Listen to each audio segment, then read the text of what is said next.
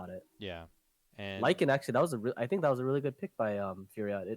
It counters like these three heroes that EG has actually doesn't do anything. It kills the tombstone instantly. Tuskar doesn't feel good going against Lycan, and he's able to run straight into this DP, and he feels bad about it as well.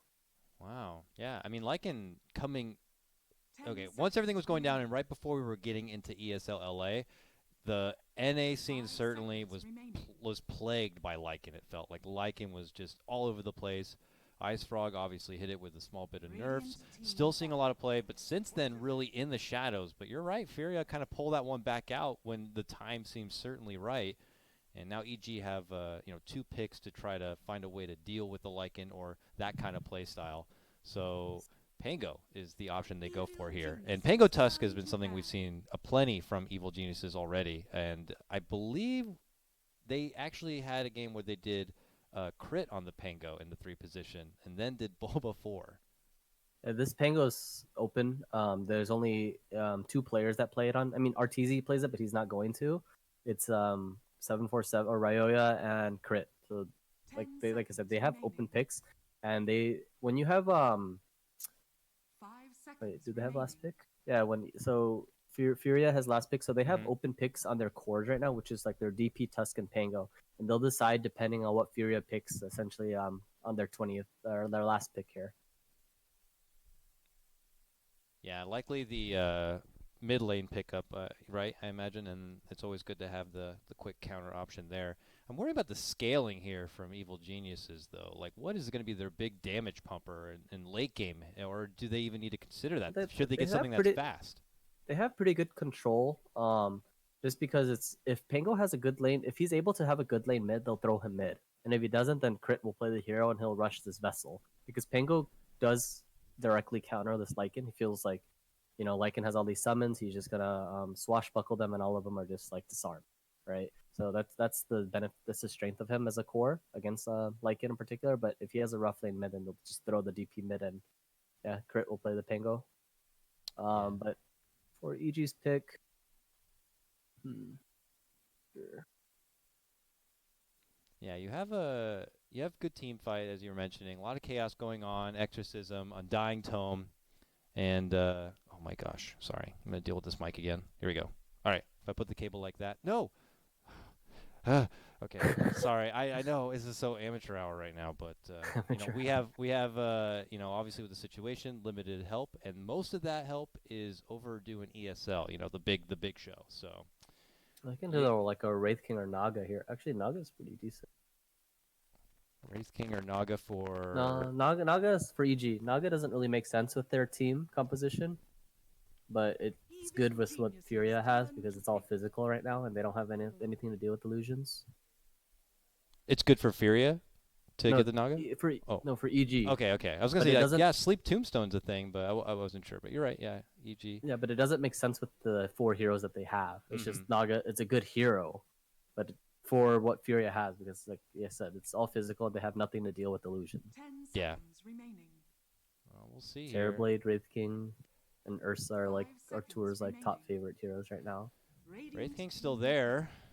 Wind Ranger. All right. Little bit of something new. It's been here to there. Interesting. What's our tour playing? Yeah, is he playing that? I don't know. I don't see him play that a lot. What is he playing? It could be the safe lane DP, which we talked about. Safe lane DP, certainly. Crit, Rain Ranger, Bulba, Tuskar, Fly Undying, mid Pango. 5 seconds remaining. Okay. Yeah, because I kind of mentioned like DP does have a free lane versus Bristol, and that's. Then again, it's like you predict it, but it's like based off open picks. So. Ooh, an Alchemist game. All right. Oh, okay. Well. Oh, Bulba's playing DP. Curious if EG have the pacing to go toe to toe with something like the Alchemist here, or a lineup. They certainly have a lineup like a fighting kind of lineup to help, tussle over the bounty runes, which are going to be now extra precious for a team like Furia. But as you were just talking about, Bulba going to be sporting the Death Prophet, so looking like a 3-position Death Prophet here. Crit on that Tusk. Ryoya is going to go mid lane Pango. Not something I know he plays a whole lot of or not. And then Arteezy Wind Ranger. He plays a decent amount of Pango for sure. Oh yeah. Mm. This is a really amazing DP game though. There's 3 strength cores, and he feels pretty damn good about that. And Undying again, 3 strength cores. But Lycan is the only if they're able to control this Lycan and his summons, which is what Pango essentially should. So how like the team fight should be is like he throws a tombstone down, and Ryoya should really he's able to protect the tombstone based off his Q and disarm and all the summon. So that's their team fight. But this Alchemist pickup was I kind of like it honestly. I think he has a free game. Yeah, we'll see. He has a good mid lane. We're definitely familiar with the how the Alchemist kind of game works here. He's looking to shoot up at the top right away, and with those changes to net worth, not favoring so much the net worth and more about kill streaks. That's almost like a indirect buff for your Alchemist kind of games here. So he doesn't really have to worry about getting too fat, if you will. Oh, I didn't realize they actually banned Naga last by FURIA, so they knew it too. Oh, they were onto it. Good heads up on your part for sure. And as we get underway, looks like Bulba's already taking to the top lane here. So I'm not sure if are they running some different flip lanes or if this is just how they want to go and contest the early bounties. But for now, it is going to be Crit and Arteezy at the bottom. And Murdoch, well, I mean, okay, Murdoch mid lane Lycan? Well, it's because DP, like I kind of mentioned, he wants to be matched up with Bristleback, just because of he's able to sustain. At the moment, they are going to see Sexy Fat top, so yeah, he's in a good spot. 30 seconds. But Pango versus Lycan is going to be our mid lane matchup. Man, I don't think I've ever seen that ever in Dota. If that's the thing. Pango's pretty happy with this because it's the wolves are like basically magic immune, and everything that Pango pulls out is pretty much physical. That's true. With the disarm as well. Very true. So basically, once he gets level 3, he's gonna have extra creeps because he's gonna be killing wolves and the creeps together. And their Fly is dancing around with that early decay. Wow, four bounties. Oh, it doesn't get much better than that. Against an alchemist. Yeah, I mean, lots of attention to the bounties this game for sure. And EG already get one of the best starts ever. I can't remember who I was talking about with. It may have been BSJ, but he made it sound like this could be something like detrimental to the Alchemist game. Like, certainly, if they got 3 of the bounties, it'd be bad. But 4, I imagine, is even worse. I don't know if it's actually that dramatic or not, but it is pretty significant because it essentially you don't want to give this guy a fast soul ring. It gives him pretty much like a free halfway into his soul ring, 2 components at least. For sure. All right, looks like a little bit of early rotations here. Fly is stepping back to the top lane, getting a taste of their own medicine. Sexy Fat will now be the bristleback to go out. But this is quite different, of course, than last time it was a Chen having to deal with this. Now it's Fly's Undying. I think Fly kind of messed up a little bit here. Is even though he did rush his wand, which is still fine. I think it's like not bad, but like I prefer like I've seen like some of these like position 5s when they know that these 3s are going to cut, they just rush boots immediately, so they're actually they have kill threat on these heroes rather than just constantly using this Q. If that makes sense.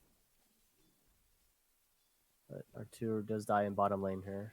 Yeah, and it's RDO who does get the last hit on that, and got to give props to the setup there from FURIA. This full aggro lane is really dishing it out to EG's turf here as we see them now commit the Arctic Burn and force crit all the way back.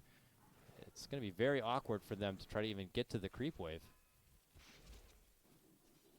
Can get those long-range little snipes, but he's dead here on Bristle. Oh no, you got his strength back. Wow, it just ticked. Oh, he did. There it is. Still one last little right-click gets it done, and Fly already kind of pulling down the Bristle a notch. This has got to be great. Bulba, another game where Bulba's just going to be in Utopia. It's looking like it. Oh, he missed his whole wave. Oh, what? Oh, it's heading all the way back. Oh, Fly will get it. Little, breadcrumbs something that fall off the plate. He'll be happy to take.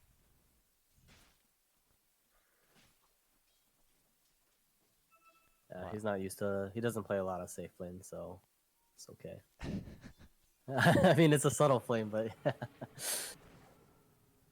here bottom, Heiko again with the Arctic Burn, forcing crit out into the side here. Trying to glance over the CS a bit. Arturo still hanging pretty good here. 13. Alchemist at 12. Well, Acid Spray isn't going to be too much trouble for the Wind Ranger to deal with. How's top, though? Oh, Sexy Fat. Oh, he's dead again, He's actually. just going way deep here trying to find creep waves to pull, but yeah, there he goes again. Fly picks this one up. And that top lane still looking pretty dang good. Mid lane Ryoya also kind of inching ahead a bit on this Pango matchup, 18-14. And has a slight bit of XP boost. Bright side of all of this, Alchemist does get complete free farm on bottom lane. True. And they have a good combo. They're actually they were aggroing, but they have good synergy with the Oracle Alchemist for their mid game once he hits his timings. All right, moves being made onto Arteezy here. Good setup with the Splinter Blast. And then the Arctic Burn, super slow. Wind Ranger able to find a little corner. Dishes out the power shot, but really has nowhere to go. Will get finished off from the Purifying Flames. But that is another takedown of the Wind Ranger here in this off-lane setup. You know, the one lane that is really striding here from FURIA continues to excel. It's kind of cocky from Artur there. He just used his nuke and he could have just ran away and Fly's here now, though. Tusk. They bowl up, waiting for the assistance to come in from Arteezy. Good power shot. Can they burst down Duster? Yes, they can. Right clicks are there, and now they put their focus onto RDO. No mana. Oh, enough for the shards. And then the right click. Okay, EG just mending the wounds from before with Fly rotating back in. You know, obviously he was able to get the 2 kills onto Bristle, and he feels good enough to at least assist with the bottom lane. And they take the Alchemist down. They just decided to feed a little bit, give him a little bit of level and gold advantage just to take it all back. Good strategy. Right? Yeah. You gotta give him that killing spree, that 3 kills, purposely fed, and then take it right back. Yeah. Oracle is definitely a good pick versus Wind Ranger, though. He's able to purge off his win run each time. That's why they're able to get all these early kills. And even late game, if she's trying to like DPS focus fire, he could just give her 1 Fate's Edict, and suddenly she's. You can see here, EG has a heavy priority in these bounty runes in comparison to Furia here having an Alchemist. They got 4 bounty runes once again. Yeah, you would think that they would have their attention on it, but you know, credit to EG because oh god, the game is so damn hot over there. I guess everything all right. I hope as we see them swing out for the bottom lane. Hold on. Sorry, that caught me. I thought that was here at first. Totally threw me off and scared the shit out of me. What I was getting to is like you're absolutely right. EG are putting attention onto the bounty runes. It is an Alchemist game. There should be attention to the bounty runes by both teams. But simultaneously, while EG are addressing the bounty runes, they're also skirmishing in the lanes and kind of pulling the attention from FURIA away from bounties, thinking that, oh, we can make kills happen in these lanes. And then next thing you know, they're not really paying attention to the clock, I guess. Whatever it may be, the bottom is still a rumble here, and Arteezy is just in the firefight nonstop. He goes down again. A little bit of response as they do get Duster, but, you know, you're exchanging your core Wind Ranger, but Flying crit now, just kind of bash brothers here as they tag down another. Bottom lane is just absolute chaos, and it's another game where Bulba is just playing PvE. I imagine you're still dealing with the alarm. Don't worry, Demon, I got your back. You just go ahead and chime back in whenever you feel comfortable and ready, or just rip the battery out of the alarm. But stay safe nonetheless. We see Murdoch. All right. Oh, you all good? Hope yeah. Everything's okay. It's not a serious issue, I hope. Oh, the sister's just cooking downstairs. And oh, I hate that. Yeah. We have a ceiling fan we have to turn on in case I try to cook anything at all. Lycan throwing his ulti off here. Yep. He jumps onto Crit. Crit's going to do the magic. Can you do it with the shards? No! Oh, wait, he did it. Oh, he tried to make it happen, at least with the TP, and there's that 3 times kill streak. Look at it. That's a little bit of money. That's a lot of money. You know, I mean, I'm being generous with a little bit, but I'm just saying, you know, that's where for positions who are very active on kills, there's a little bit of a drawback if they do happen to get caught. Not just the gold, but when you're on a streak, it's more EXP too. So yeah, you're right.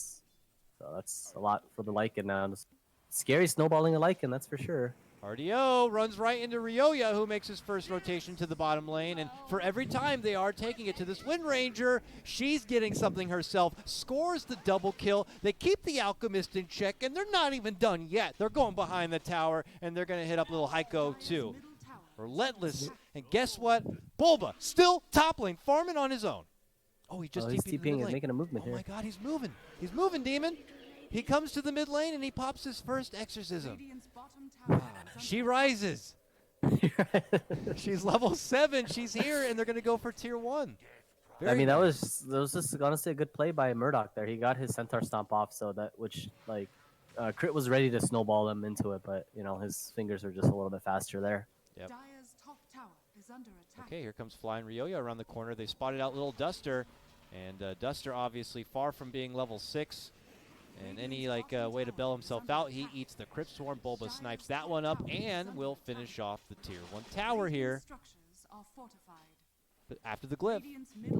And Alchemist is finally getting out of the laning stage now. He's like, I've had enough of bottom. I need a, I might give up my safe lane tower, but 7 minutes, I need to hit the jungle creeps and get some neutral items now.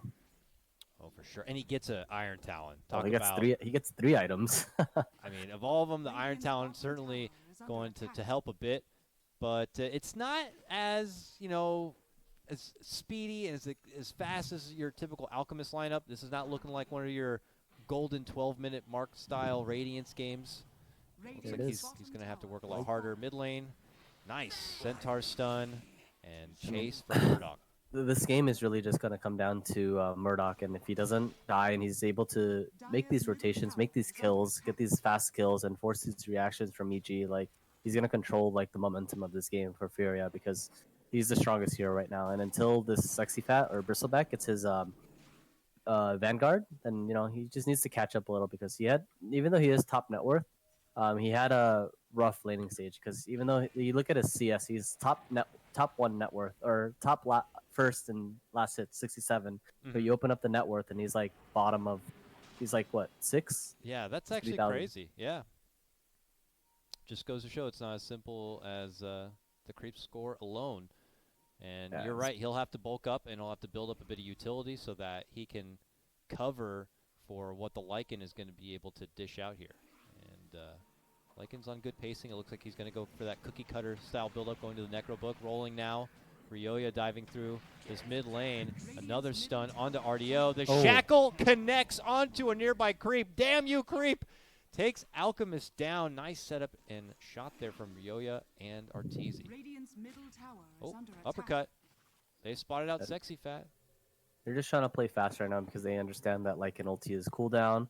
So FURIA understands he is booked to farm, but 30 seconds they should be ready with the smoke timing to make another fast play. And this time instead of killing supports, even though they killed a major support last time, which was crit on a killing spree, they should focus on killing this DP before he finishes his Yules, which makes him almost impossible to kill until he gets booked 3.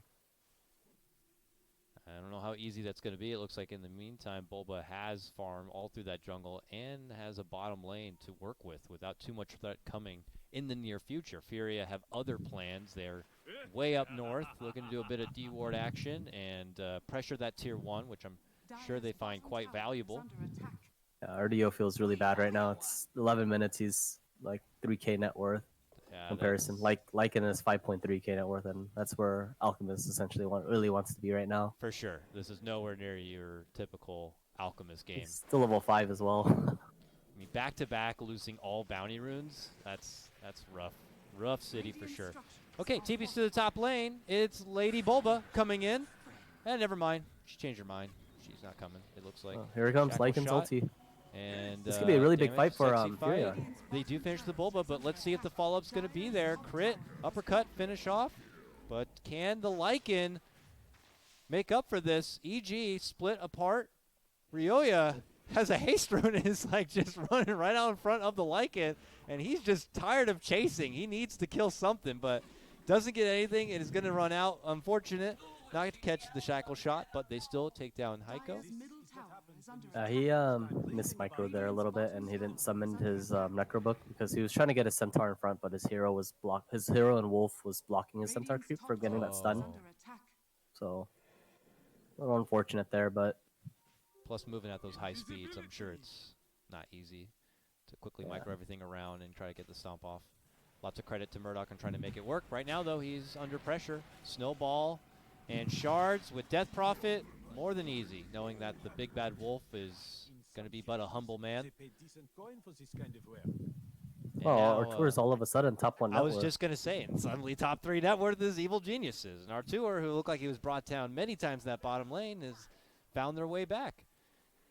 And that just shows, like, you know, these early game deaths don't really matter much when you die like 1, 2, 3 times in lane. It's about like how you make moves around the map when it comes to like after this 10-minute mark and how you play essentially as a team. Absolutely. I wish pubs were not as discouraged when they do feed over those first couple of deaths. But here, curse set up from Heiko. Snowball out. Can EG find a way out of this somehow? Arteezy running to the low ground. Jump in from Ryoya.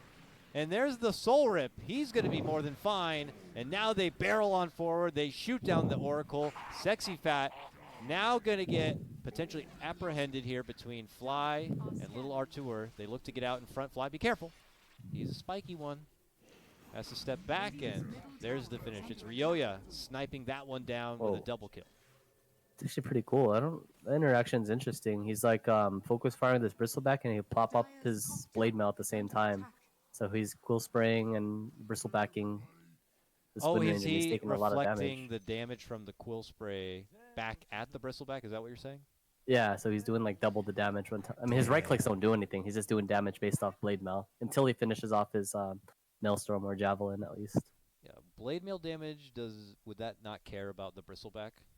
I mean, that's the thing. I'm not 100% sure how that works. Like, it returns 100% of the damage, but he's facing his back, so I don't know if he takes... That's pretty 5-head right now for me. I don't know if I'm ready for that. I've never seen that interaction, right? Because Blade Mail recently got popular again due to the buffs that it had. Yeah, Broadsword being cheaper, and then before that, I think they even increased the damage it gave. So very good budget item. But yeah, it's not something we're seeing a whole lot of. All right.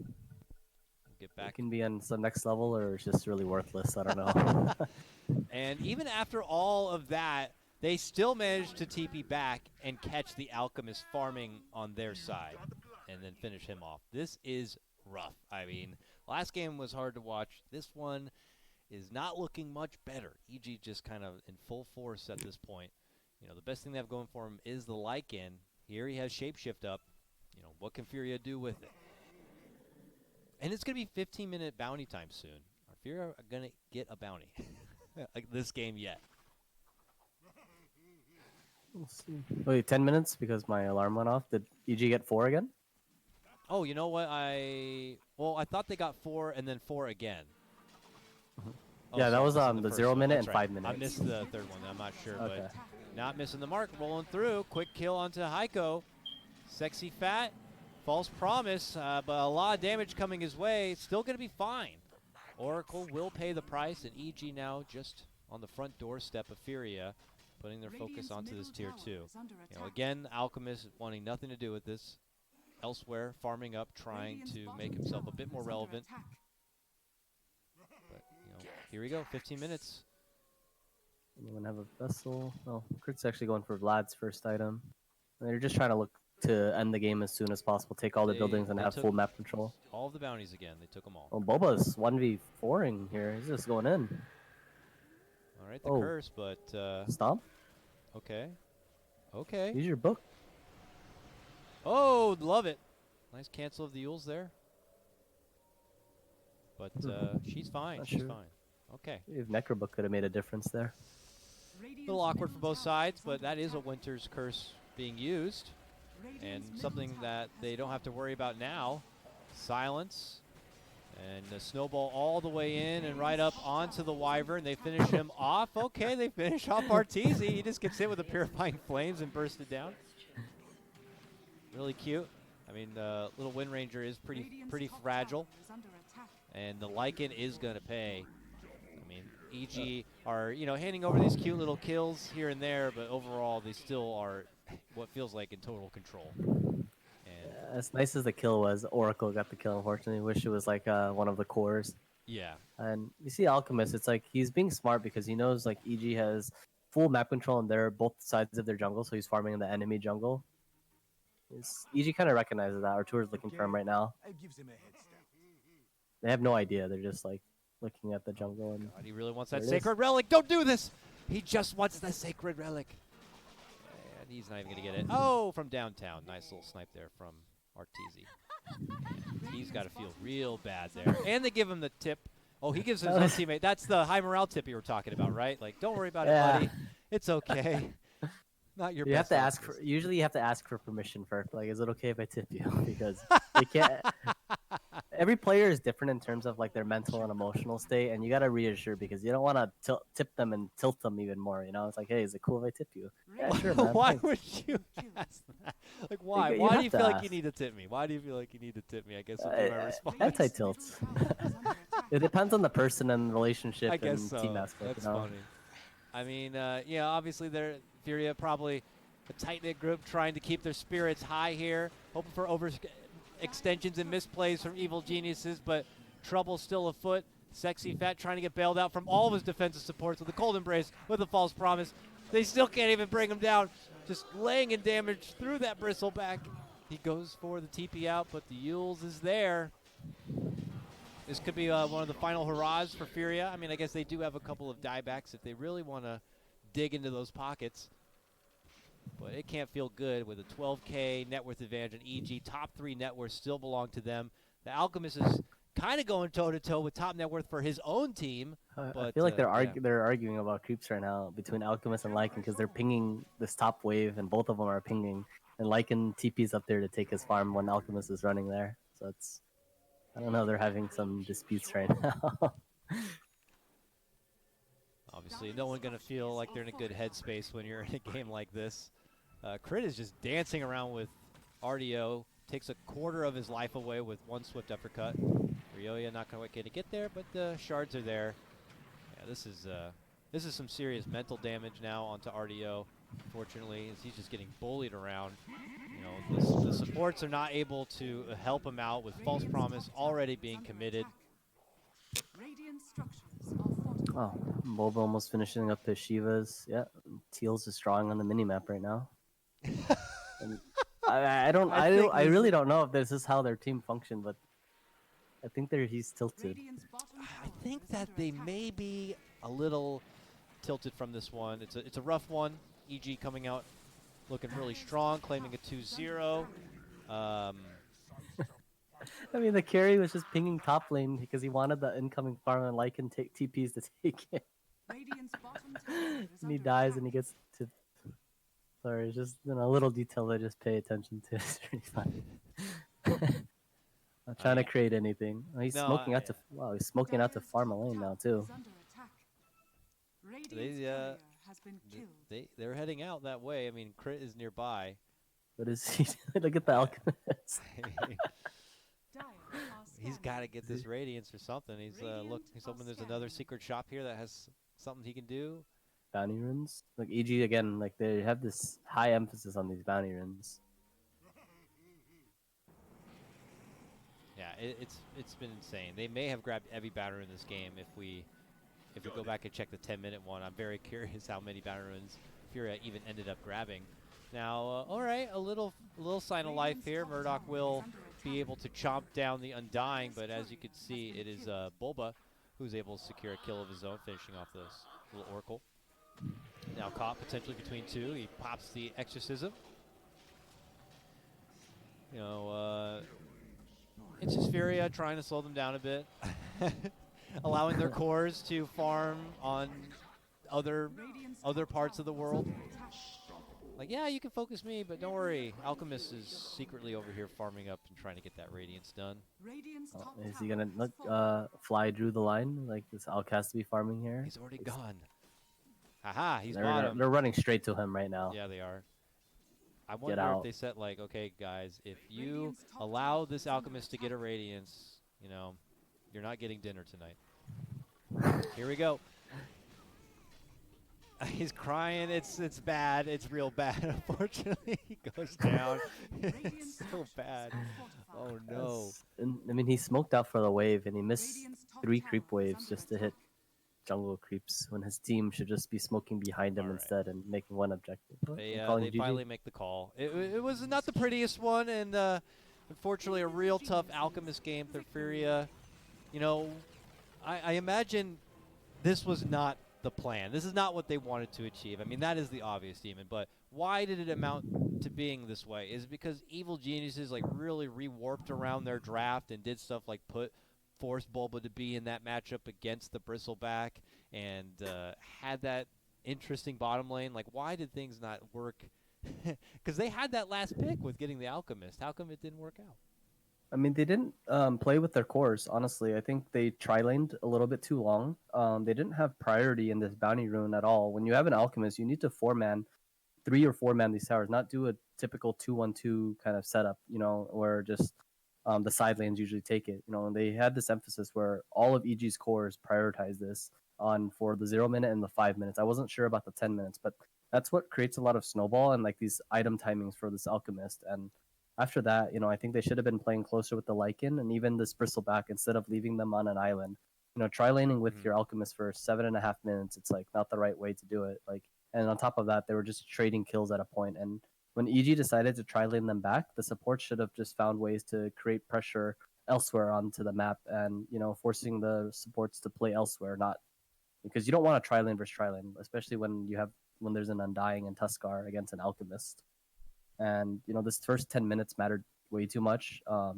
He got level 6 at 11 minutes or so on this elk. Yeah. And yeah, and this Lycan had a free game though. He had a free farming lane, but they didn't get to utilize him all that much. Like every ulti cooldown that he had, he needed to create something because that was the pressure that was just applied to him based off like how the game flow went. He had a free game and he needed to snowball the rest of his cores. And and he was up there. He was trying to spearhead a good amount of momentum going for FURIA, but like you're talking about, when he's looking back, like who's going to be there to like kind of help him forward?